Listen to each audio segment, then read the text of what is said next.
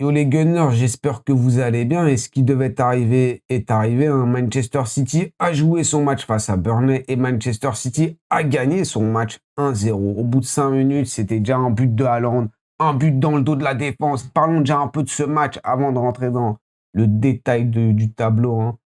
Ah, j'ai pas envie de le voir. Bon, je l'ai déjà vu, hein, vous allez le voir dans un instant, mais ouais, c'est pas top pour nous, hein. Manchester City est premier, c'est ça le problème. Nous, on est tombé deuxième, ça faisait longtemps. Mais en vrai, on s'attendait à quoi? On espérait que Burnley fasse quelque chose face à Manchester City. C'est comme un match à domicile, mais ils sont avant-derniers, presque relégués. Wolverhampton, c'est officiel, ils sont relégués. Ils ont 3 points d'avance sur Wolverhampton. Wolverhampton 17, eux, ils en ont 20. Et le 18e, donc l'antépénultième, il a 11 points de plus, 31, c'est tout. Ah, c'est Tottenham en plus. Ah, ben, ça tombe bien, mais ouais, en vrai, Burnley, ça se voyait dans ce match. City qui met un bout.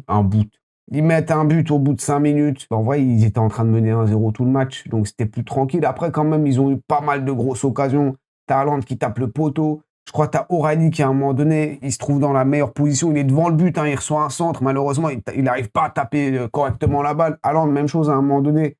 Il est face au gardien. Et bon, c'est assez facile pour Dubravka pour capter la balle. Donc, bon, ils ont quand même eu des occasions. De l'autre côté, Burnley, je voyais une équipe qui, en vrai, juste la qualité était beaucoup moins bonne, hein. Manchester City, je pense pas qu'ils aient fait vraiment un très bon match, hein. Mais comme je dis, ils ont marqué relativement tôt, donc c'est un match beaucoup plus tranquille. Burnley, ils auraient pu faire quelque chose, des ballons en profondeur, enfin, en contre-attaque dans le dos de la défense, mais Fleming, en première mi-temps, espèce de bigleux, mais il n'arrive pas à taper la balle correctement, la balle elle s'envole, et c'était ça tout le match en fait. Tout le match, ils arrivaient à se rapprocher du but, mais dans le dernier geste, dans l'avant-dernier geste, t'avais trop de précipitation, parce que bon, bah, t'avais la défense qui par exemple revenait, ou alors ils mettaient le pressing, ou alors justement, ils étaient juste sous pression de tout ce match, ils sont quasiment relégués, je sais pas, mais globalement, ça se sentait que qualitativement, c'est là où ce match pouvait jouer. Évidemment, ils auraient pu encaisser un but un peu sorti de nulle part.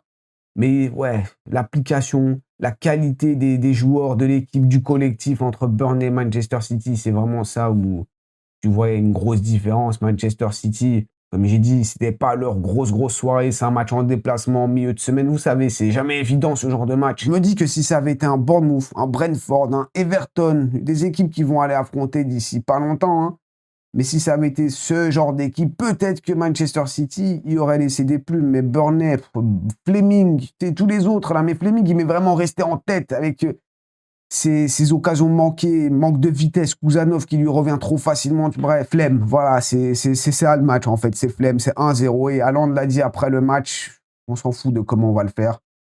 Peu importe la manière. C'est une phrase qu'on a quand même pas mal répétée, hein, nous, du côté d'Arsenal. On s'en fout du jeu, on veut juste remporter ce titre et je sais pas si ce sera le cas, parce que là, le fait est, tant que je vais vous afficher le classement. Normalement, il n'y a pas de montage sur cette chaîne, mais c'est plus fort que moi. Du coup, voilà le classement. Les deux équipes sont à égalité de points, 70, le même nombre de matchs, le même nombre de victoires, de nuls, de défaites, et il y a aussi le même nombre au niveau de la différence de buts. Et là où ça se joue, c'est au niveau des buts marqués. Manchester City en a 3 de plus que nous, 66, nous 63. 26 buts pris, eux, ils sont à 29. Mais là où ça risque de se jouer, ça va vraiment être au niveau des buts marqués.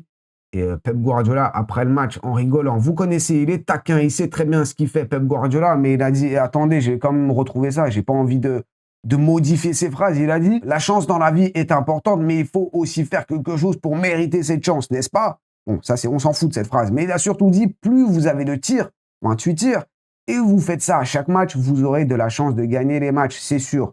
Donc, globalement, plus tu tentes ta chance, plus tu as la chance de marquer. Ah ouais, hein. Là, dans le cas où les deux équipes remportent leurs 5 matchs restants, donc on aura une égalité de points. Là où ça va se jouer, ça va être vraiment au niveau des buts, ouais, des buts marqués notamment, hein. Donc là, on est un peu obligé du côté d'Arsenal d'attaquer, de marquer des buts, pas juste se contenter de gagner les matchs 1-0, parce qu'en face, tu sais que bon, là, ils ont gagné 1-0 Manchester City face à Burnley. Mais rien ne nous dit qu'à chaque match, ils vont faire des 1-0. Ben, on est habitué quand même, hein. Ils marquent quand même beaucoup de buts. Même, je vois le nombre de buts que nous, on a marqué 63 et je me dis quand est-ce qu'on a marqué tous ces buts? En live, des fois, on en discute, on se pose vraiment cette question.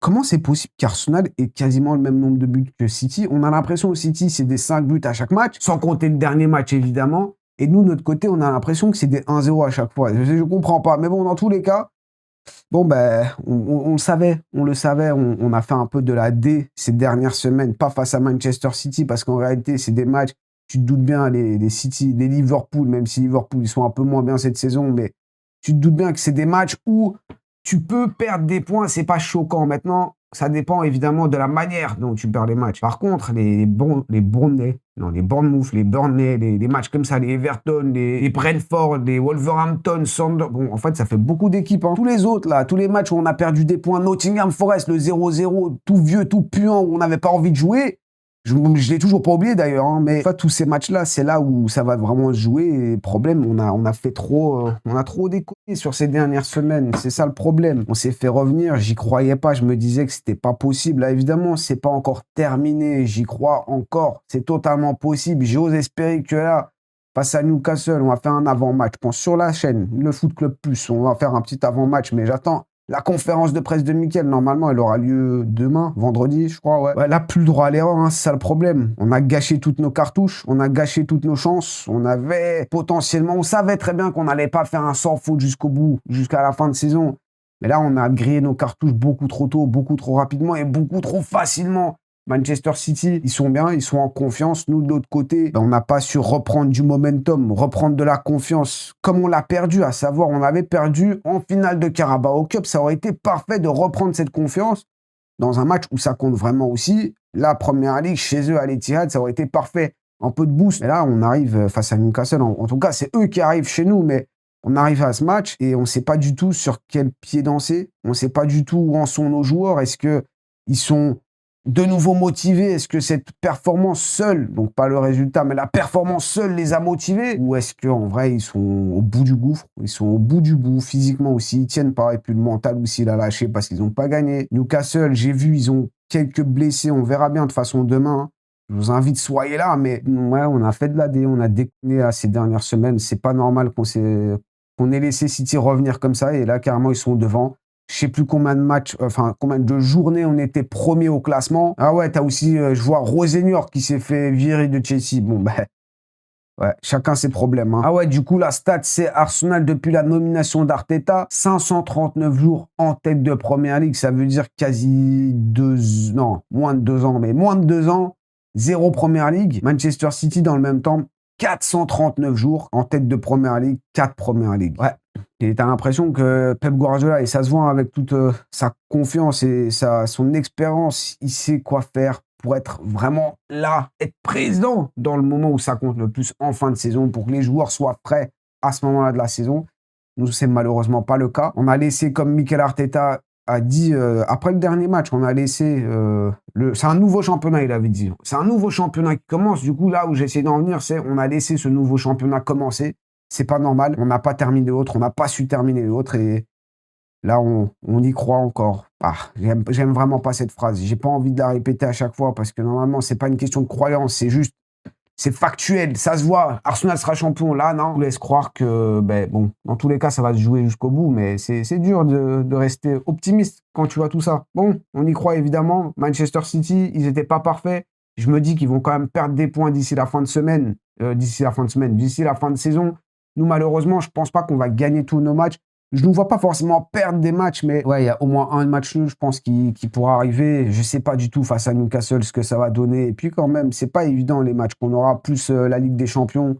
Je pense pas qu'on va faire un sans faute, surtout qu'à West Ham aussi qui se bat pour se maintenir. Bref, ça va pas être facile, mais faut faire le taf, hein, si on veut être champion. C'est comme ça. Manchester City, c'était pas forcément parfait. Ils ont des adversaires qui vont pas leur laisser la vie facile, à part vraiment si ils veulent faire en sorte que Arsenal perd le titre, ils vont se laisser faire, mais j'y crois pas du tout, hein. Faut pas abuser. Bon, je voulais juste parler de cette situation. Voilà, Arsenal, malheureusement, n'est plus premier. On est tombé à la deuxième place, ex aequo avec Manchester City, hein, mais on sait ce qu'on doit faire. On doit gagner, mais en plus de ça, il faut qu'on marque des buts. C'est tout ce qui compte maintenant. Est-ce que Arsenal va revoir quand même la première place d'ici la fin de saison, ou est-ce que c'est bon, Manchester City se sont installés dans le moment où ça compte le plus? Mettez ça dans les commentaires. Et aussi, il y a une vidéo sur la chaîne principale qui est sortie quant à l'avenir de Mikel Arteta. On a fait une petite discussion avec Olympel notamment, donc allez voir ça. Ça fait toujours plaisir. On se voit demain, du coup, pour l'avant-match Newcastle-Arsenal. Arsenal-Newcastle, vu que c'est chez nous.